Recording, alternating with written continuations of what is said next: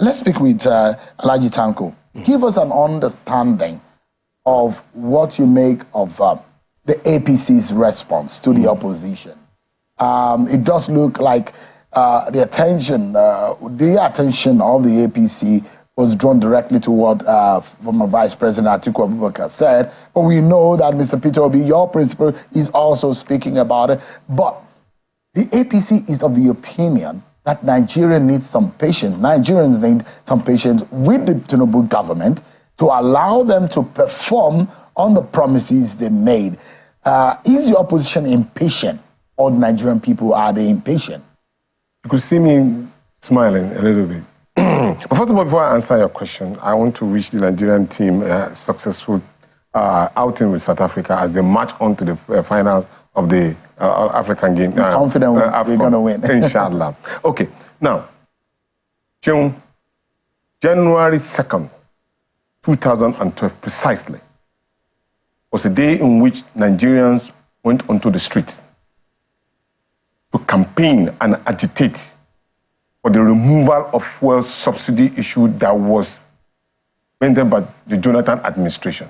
And you may want to ask me, what was the difference at that time? The amount was 87 to 145. The amount difference was just 58 naira. I wish you can show Nigerians a clip of what happened on that particular day and the caliber of the Nigerian people that were on the streets on that day. I would really have loved you to just show a clip of that. That was what we call the Occupy Nigeria. We did that in Kaduna just because of the difference of 58 naira. Today, in Nigeria, fuel is being sold at 670, as against the Buhari era of 145. The Nigerian people have been so ridiculously patient. Now the difference is 525. 525. During the period of Umar Musa Yar'Adua, Nigerians were buying a bag of rice as 3,500 naira. During Jonathan era, Nigerians were buying a bag of rice at 7,500 naira. Today, the bag of rice is costing nothing less than 60 to 75,000 naira, which is more than even the amount of salary belonging to any civil servant. Now, here is the scenario. This same government decided to remove the fuel subsidy without preparatory ground to cushion the effect, promising palliative.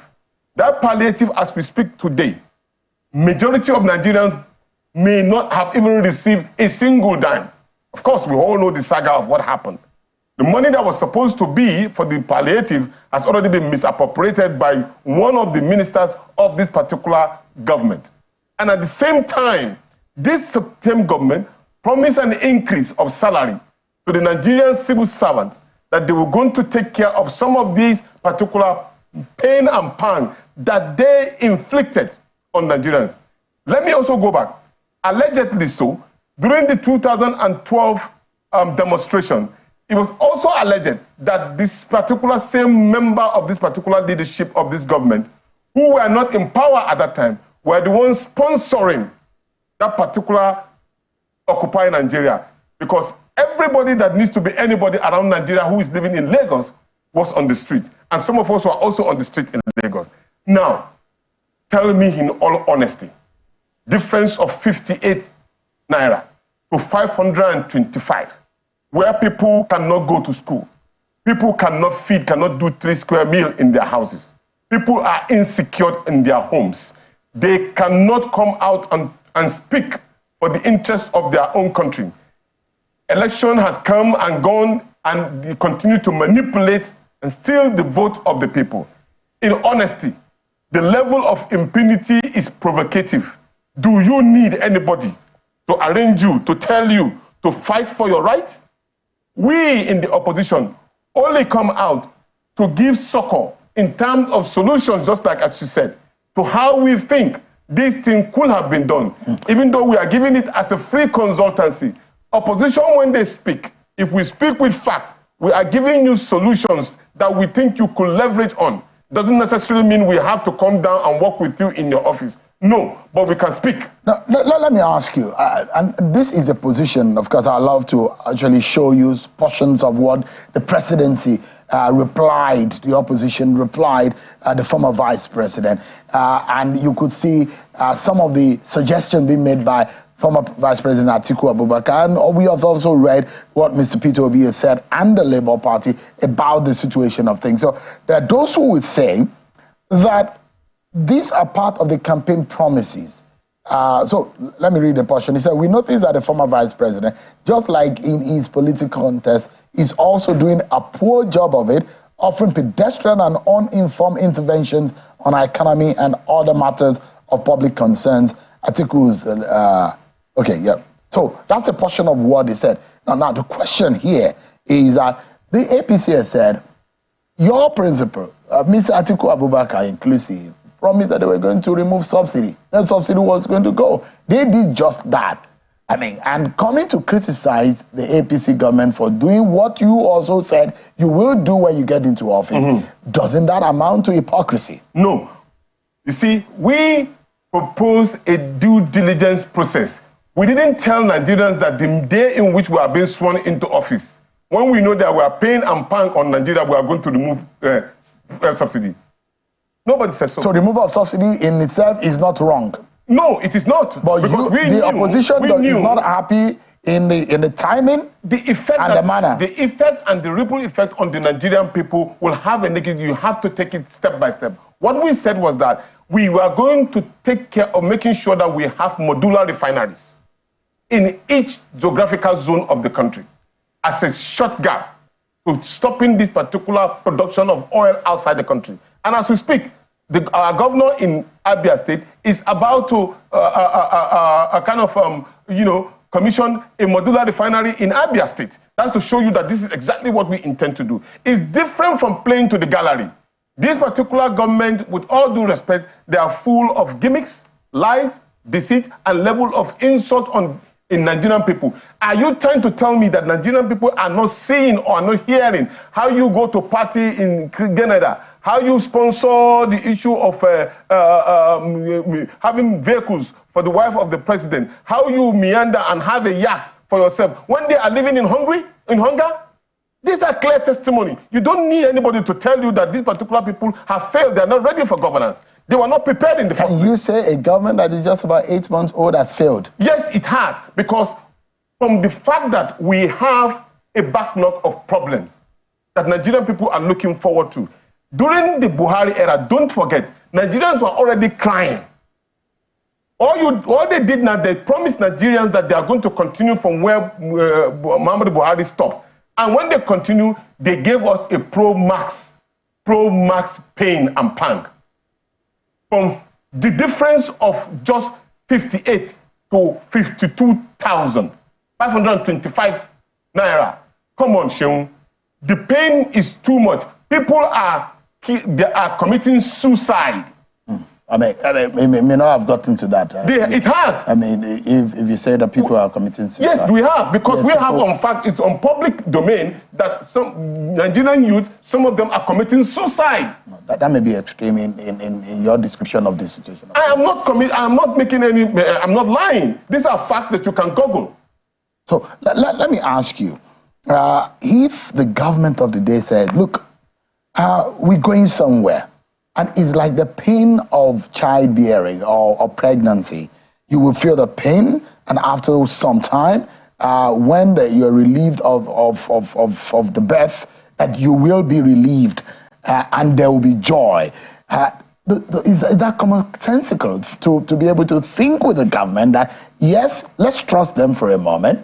They spend about 8 months in office. Let's see how they get started. And let's see, maybe they've made some policies that are very fantastic, but let's see the end result. Is it also okay to say, let's allow this government maybe spend the first 1.5 years and let's see is it possible to give them that benefit of the doubt?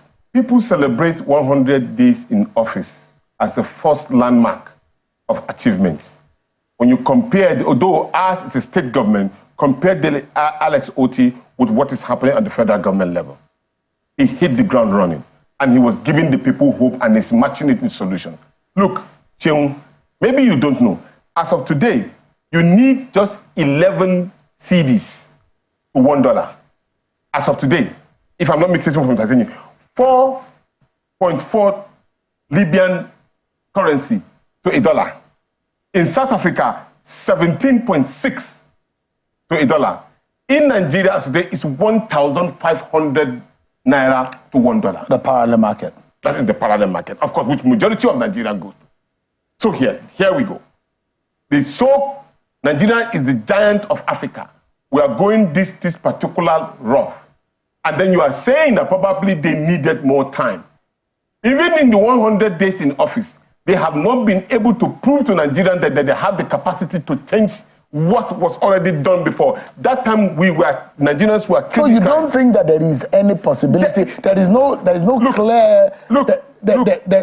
clarity, or there is no semblance of progressiveness in the activities of the Tinubu government. Is that what you're saying? The people in Niger, the people in Kano and other part of the country, they're human beings. If this government is doing what it ought to do for the interests of the Nigerian people, Yunus Otanko, will be part of the people that will praise them. Don't wait for anybody. It will be glaring. I keep on using this word. A Hausa man always say that a dog, they say, doesn't know that there is having a party in their own home until when he sees bones on the ground. The people are not even seeing the bones. Do you know, Cheung, that as we speak today, our debt, as regard to the debt management office, said that we are having 87 trillion naira. 87 trillion naira. The debt burden across board. Yes, across board. Across board. Yeah. And that's across states and the federal government. Across the board, debt is debt. But you see, if you get debt to build a nation, or to build your own industry, or to build your home, and gaining something in return, it's a good investment. But in our case, we are taking the debt and consuming it to the bone marrow. And this particular government is not checkmating it. We're not producing anything. To even feed ourselves is becoming difficult. Except if the government provides an enabling environment. Look, we were generating power supply to about 600 megawatts. Now it's the 300 megawatts. This is reported live in Nigeria. But meanwhile, most of our leaders will be happy. If to say Nigeria was okay, do we need our president to sneak out of this country to go to France for any medical checkup? The presidency said it was a private visit. Now, look, there's nothing like private visit when you become the president of the Federal Republic of Nigeria. You become the ownership of the country is owned by the people. They need to know where you are going, where you are, and why you are going out. Because it represents the interest of the Nigerian people. The presidency said that the president was going to Paris, in France, on a private visit. On a private visit. When you go to France, you are being received honorably, but you can't go into France as if you are not representing the country called Nigeria. It cannot happen. So you go with dignity and respect, not go in because you want something to do somewhere that you don't want the public to know. And when you are a public figure, it's not constitutional. Hear what the federal government has said. And they said, in respect of, this is the federal Minister of Information talking here. They said that they realize that the challenges are there, and that the nation has found itself in a very difficult place, and the impact of inflation on personal and household budgets and the threats to security in parts of the country is biting. And they have said, look, this is what we are doing. In the area of security, the federal government said, all threats are being boldly confronted. We are taking the fight to the criminals' dens with promising results. They've also said, regarding the economy, all relevant ministries and agencies of the federal government are working in coordinated fashion to bring down inflation, stabilize foreign exchange rates, and create a truly enabling environment for business and investment. That the Nigeria that President Tinubu seeks to build is one where no one is left behind. Those are some of the statements coming from the federal government, and they said that there are impactful interventions, which include students' loan, presidential initiative to deploy lower-cost CNG mass transit buses to provide alternatives to petrol, And these are some of the schemes that they said they are putting in place. Are they satisfactory too? 774 local government of the Federal Republic of Nigeria are left behind. How? Good. Many of our leaders who are thinking, who have their head on their neck, have said clearly that the local government of the Federal Republic of Nigeria have been left in fallow. Nobody cares about what they do. Just take a look back at some years when Nigeria, before we get to this particular quagmire that we are, the local government were supposed to be enhanced, empowered to perform their duties, i.e., paying school teachers, constructing road, taking care of the agriculture, doing everything that, because they are the one close to the people. As we speak today, the state government and all of them have already taken over the duties of the local government. So the local government has become a feasting ground for those who will perform crime in the country. So we are giving an alternative suggestion.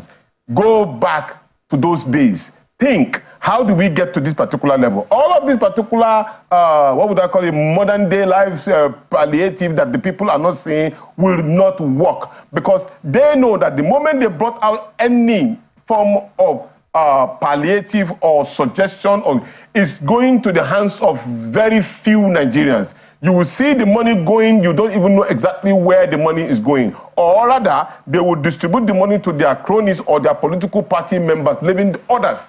And that aggravates and creates a lot of problems. You saw what happened when people were being asked to start distributing palliative and the rest of it. Very few were even able to buy the bag of rice that was promised to Nigerians, and then some didn't even buy it. You may put the blame on some of the legislative people who are in position of power, because that is not the way to deal with this issue. Nigerians are not lazy and they are not weak. All they need is an enabling environment for them to perform and take care of their family. All they are asking is a provider enabling environment. They cannot go to their farm, just like I said. A lot of normal things that Nigerian people should have been able to do for themselves have been stiffened, and then they are hearing how Nigerian leaders are stealing the government money that belongs to every one of us to build houses, travel outside the country to protect themselves and their cronies. That will not work, and it will not help the nation. No matter what system you are putting in place, as long as you are not providing succor for people to be able to fend for themselves, it's a miscalculated attempt. So in your own view, what would you in the immediate, yes, as the opposition, yes, think that the federal government or the presidency under the Bola Tinubu administration should be doing immediately as a low-hanging to fix some of the challenges we're facing immediately? Meet with because this is what they're asking. Meet with the leaders and people in the local government on an emergency basis. Demand for economy, because they have the way in which they survive. They have leaders, they have obas, they have hakimis, they have all of that. We also have traditional leaders who are close to the people. Meet with them immediately. When you meet with them immediately, you will hear a feedback on how they are surviving. That would be the first intention, because that way the people will now feel that you are interested in their plight. Because it's from the local government and the world level that you have this particular feeling of neglect and anger. And if we are not taking into consideration, we will be endangered species, because they are coming gradually. Some of them are the ones that collaborate with the so-called hardened criminals, because they will know them. But by the time you communicate with them, and this is not communication on the surface level, no, match it with action. If they say you are providing A, B, C, provide it almost instantly. So you don't think that the government is responsive enough to the yearnings of the Nigerian people? No, they have been lying and holding the Nigerian people in total disdain. Can you imagine when you say that Nigerian people are being manipulated by people to come out and demonstrate?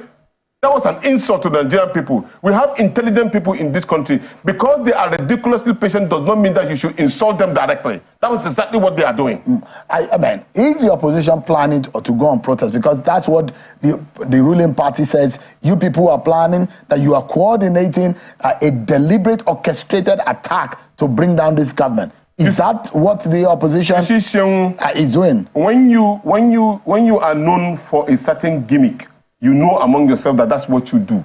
You'll be afraid of the same thing being mentioned on you. I just told you how they choreographed the issue of demonstration in 2012 against the Jonathan government. And don't forget, the same government, members of this particular political party, came out and told Nigerians that they are the one that imported militias into the country. Nobody arrests any one of them. They said it on the paper, it is there, and we know. If you are doubting me, just Google it and find out. Members of the APC said that they are the one that imported militias into the country. So if they are masters in that particular game and they're expecting us to do the same, we will surprise them. We are not interested in that. But so we will leave them with the people. You will not go on the streets? We will leave them with the people, because the people are the ones that are feeling the pain. We have 200 million Nigerians who cannot eat 3 square meals in their houses. They cannot send their children to school. They cannot get employment. And you think that probably Mr. Tanko or Peter Obi will orchestrate any demonstration? They should not do anything. They should sit down now. We'll all continue with the pain. I don't need to tell anybody what to do. When you're hungry, you will know how to fight for yourself or fend for yourself. You don't need it. Let's wrap up this conversation. And I'd like to know, because if the ruling party is asking that the opposition should be reasonable and responsible and look for the interest of the nation, would, for example, your principal, Peter Obi, be willing to work with this government in some ways? I wish they should have even been appreciating him for giving free consultancy, because he's performing some of the things that they should be able to take cue from. When a supposed president visits people who have been, deliberately been impugned with pain and pang, you show them concern. That is a suggestion for you. This is the way to go. And the people are happy about it. Because the primary objective of leadership is for you to be considerate and show empathy to your own people. And that is enshrined in Chapter 2 of the Constitution of the Federal Republic of Nigeria, which every president, governor, local government chairman will also swear to, that I will do A, B, C for the interest of the Nigerian people. They should take that particular constructive criticism as an advice. It will help them quickly. If you said that this government has failed, is it fair? I'm being extremely fair, because power is something that you request for. You say you want to do. You have the capacity. Nobody forced you to say so. You use the instrumentality of politics. Whether you manipulate or use any means necessary to get into power, it is what you did. Now, when you got there, you were expected to perform between what you promised to do. The social contract in which you sign within the people and the leadership, it is between the manifesto of the party, not individual manifesto. I did not create the manifesto. They said they will do ABC. It was a promise that they took, they made to the Nigerian people. And the Nigerian people believe we will die directly or indirectly, and then institutionalized by the judiciary to say, you are now the president. So it is your constitutional right for you to do that, is what is expected.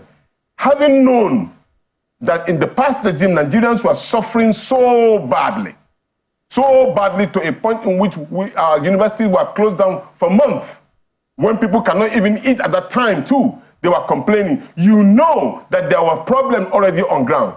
It is expected that when you have a statement of a problem in a thesis, you provide a solution to it. It is expected within the first, in fact, between the first 100 days, for you to have shown a direction on how you intend to solve the problem. But they have not. In fact, they were dilly-dallying. Up to today, they have not. This is 8th month. So for me, it is fair for me to tell them, it was also in the first day, you will have said, I'm not being fair. But for now, they had ample opportunity, a large room for social change, a large room to improve on the pain and pang of Nigerians. But instead of solving this problem, they added it with about 522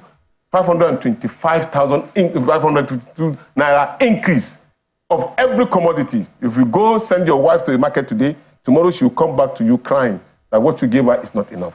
This is the situation in Nigeria today. Alhaji Yunus Tanko, Director of Media and Publicity of the Labour Party and the Chief Spokesperson of the Obidati Presidential Campaign Organization. Thank you so much indeed for your time. God bless Nigeria. Appreciate it. Thank you so much.